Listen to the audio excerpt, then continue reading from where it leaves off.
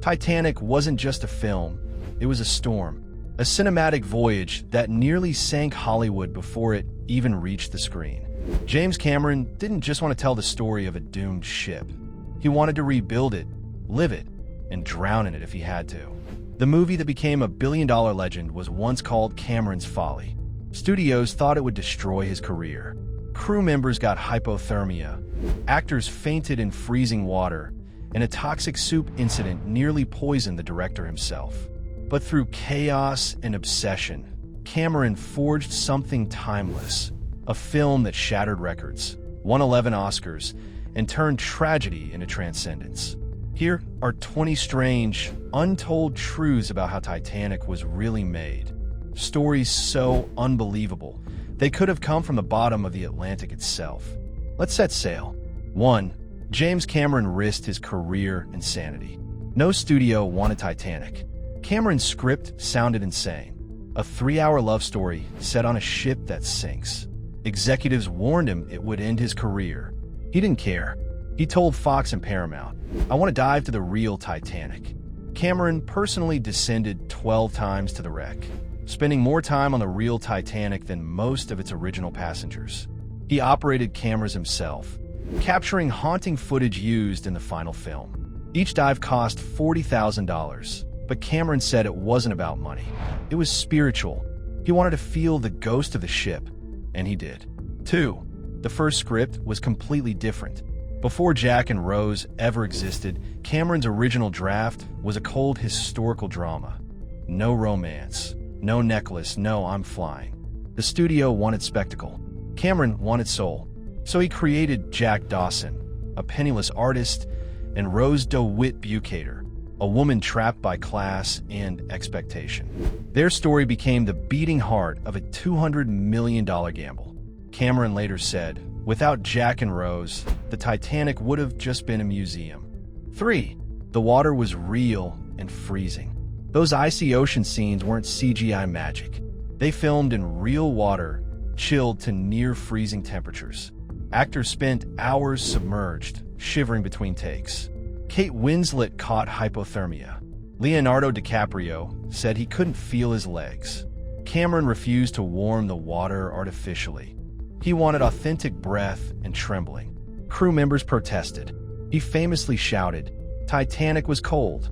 Deal with it." 4. The massive ship was rebuilt, almost to scale. Instead of relying on miniatures, Cameron ordered a 90% scale replica of the Titanic, built on the coast of Mexico. It stood 775 feet long and 90 feet high, with working decks, smokestacks, and cranes. It was so massive that locals thought a real ship had docked for filming. Every porthole, handle, and tile was handmade to match 1912 blueprints. The replica was built in a specially constructed 17-million-gallon tank, one of the largest water sets ever made. This wasn't filmmaking. It was madness disguised as ambition. 5. Kate Winslet nearly quit the film. The water scenes broke her.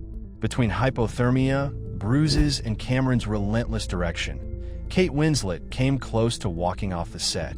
She later said, "I didn't want to be a winner, but I thought I might die." Cameron wasn't gentle. He was a perfectionist. If she missed a cue, he'd make her redo the take until exhaustion.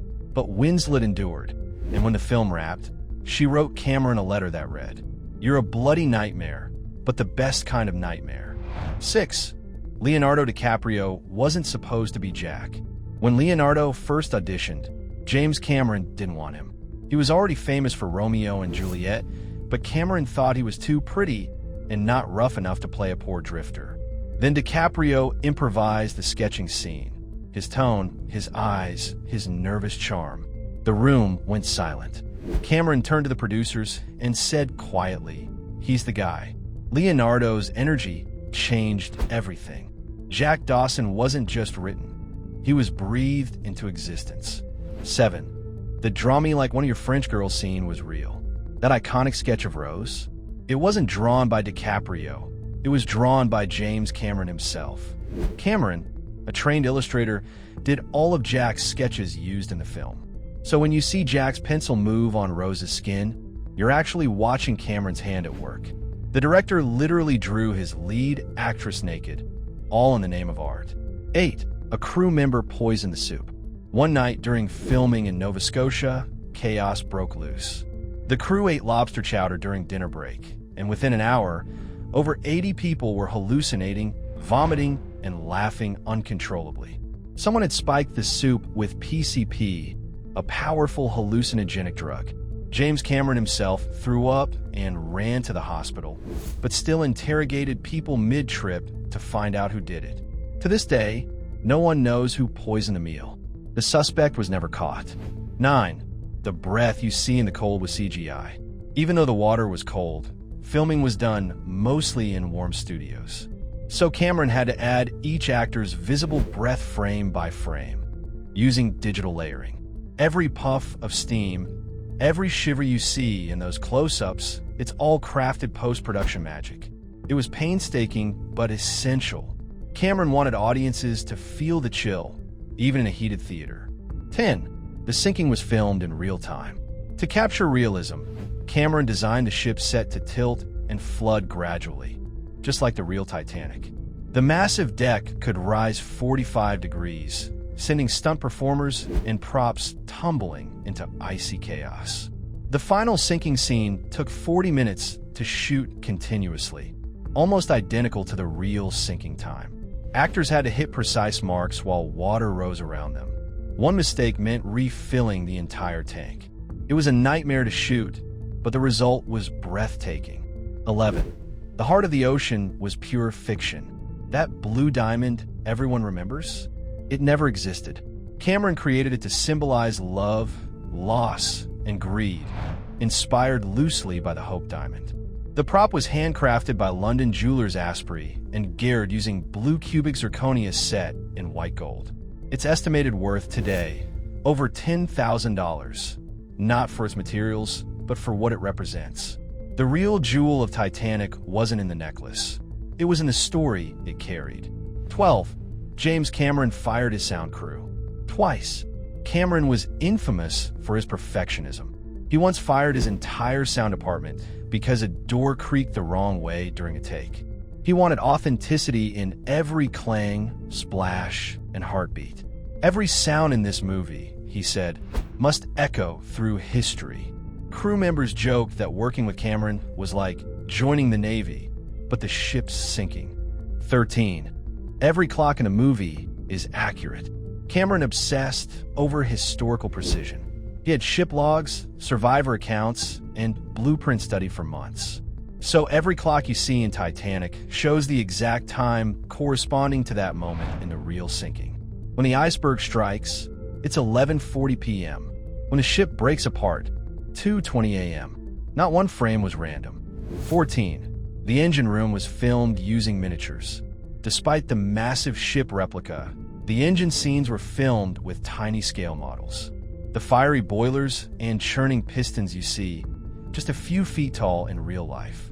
Cameron's team used macro lenses and slow motion to make them feel enormous.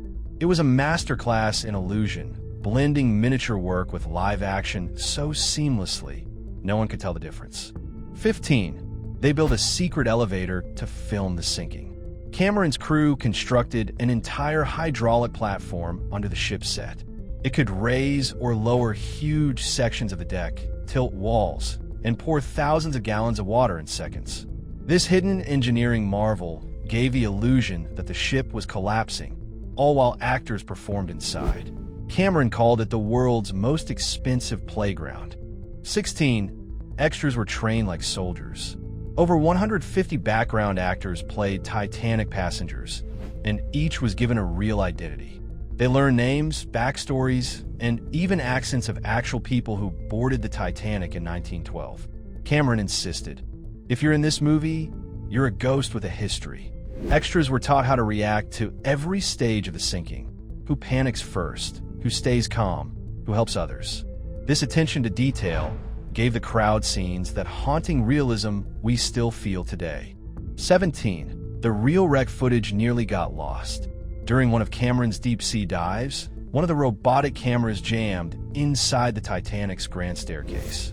The crew had to choose, Risk losing the $1 million camera or leave it behind forever? Cameron refused to give up. He piloted the sub himself, maneuvering through debris to rescue the equipment. The recovered footage became the haunting opening shots of the film. 18. Leonardo DiCaprio improvised one of the most famous lines in film history. "I'm the king of the world" wasn't in the script. DiCaprio yelled it spontaneously during a test take. Cameron loved it so much, he kept it, and later called it the emotional thesis of the movie. That moment wasn't just acting, it was instinct. It captured the rush of freedom before fate struck, and became one of cinema's most iconic quotes. 19. Celine Dion's song was almost never made. James Cameron didn't want a song at all. He thought a pop ballad would cheapen the story. Composer James Horner secretly recorded "My Heart Will Go On" with Celine Dion without telling Cameron. When Cameron finally heard it, he teared up. He said, "Damn you, it works." That song went on to win the Oscar and become one of the best-selling singles of all time. 20. The film nearly destroyed James Cameron, but saved cinema. When Titanic finally wrapped, Cameron collapsed from exhaustion. The film had gone 4 months over schedule and $100 million over budget. Everyone predicted disaster. Then it released, and the world stopped. People lined up for hours. Couples cried in theaters. Some watched it 10 times. It became the highest-grossing movie in history, until Cameron broke his own record again with Avatar. Cameron later said, "I made Titanic not to win, but to feel alive." Turns out, the whole world felt it too. Bonus fact, the real Titanic survivor who saw the film. One of the last living Titanic survivors, Milvina Dean, was only 9 weeks old when the ship sank. She saw the movie decades later and said, "It's too real. It's like being there again." James Cameron sent her flowers and a handwritten note. For her, Titanic wasn't entertainment. It was memory revived. Outro, a film that refused to sink. Titanic wasn't built just from steel, sets, and screens. It was built from obsession, sweat, and heartbreak. It wasn't supposed to work. It wasn't supposed to earn. But like the ship it immortalized, it became a legend. Cameron once said, "If you're going to make a film about the Titanic, you'd better be ready to go down with the ship." And he did, and came back with gold. More than 2 decades later, the film still floats. Not just as a love story, but as proof that when passion meets madness, the impossible becomes immortal.